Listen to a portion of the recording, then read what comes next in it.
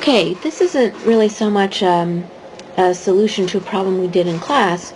This is a demonstration of Gauss's law.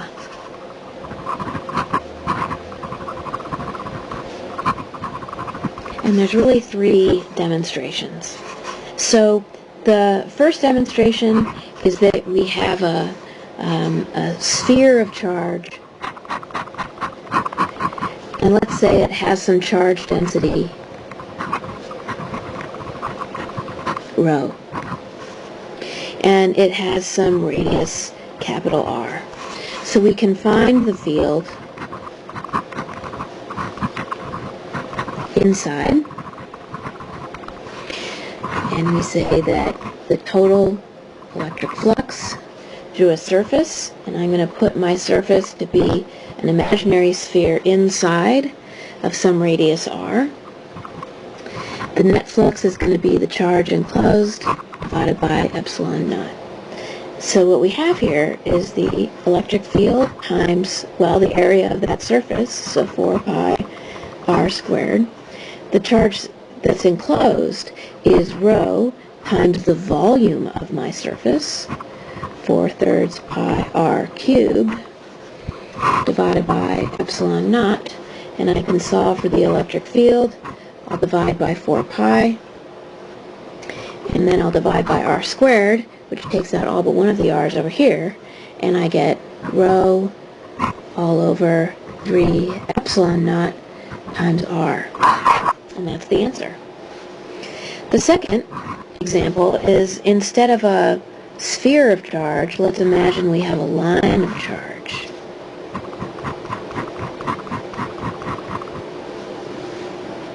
So, in fact, we could do this problem not just as a line of charge, but as a sphere of charge. A cylinder of charge. So let's do both, actually. So if we do a line charge, and we are, say the radius of this thing is r, we can find the field outside.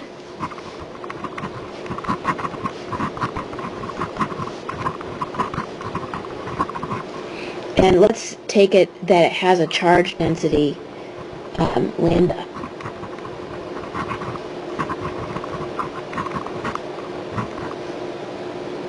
Okay, so the field outside, let's see, we'll again write down Gauss's law.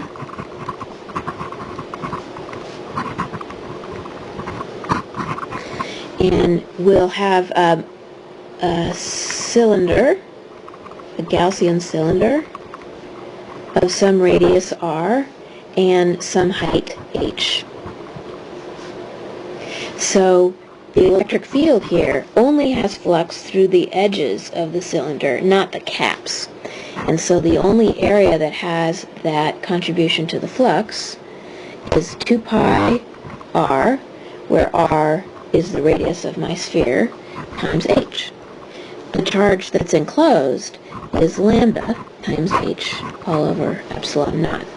So the electric field, I'll just solve, the h's cancel, which is good, and I get lambda over 2 pi epsilon naught times 1 over r. And that's the answer. And the third problem that I'll do, probably the most interesting one, is a plane of charge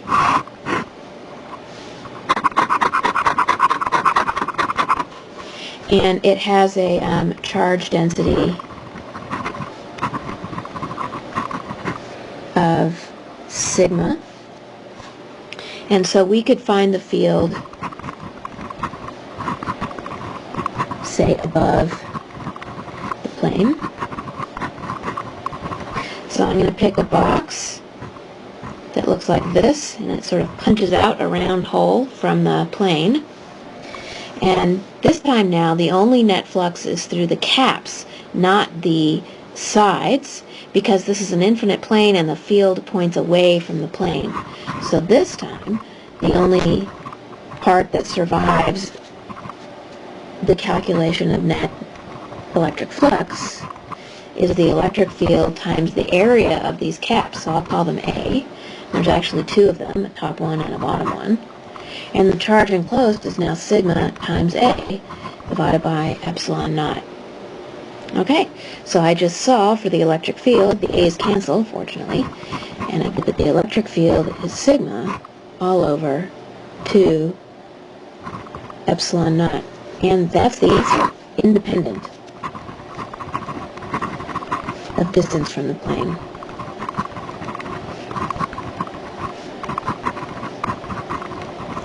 And you should confirm that these are the answers we got for number 2 and number 3 by integration.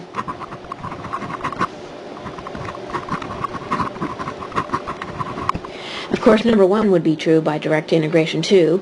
We didn't do that problem in direct integration, mainly because the best way to do it is to integrate in spherical coordinates, and we don't. Many of us haven't taken that class yet, so we would need spherical coordinates to do it. But you'd get the same answer, of course.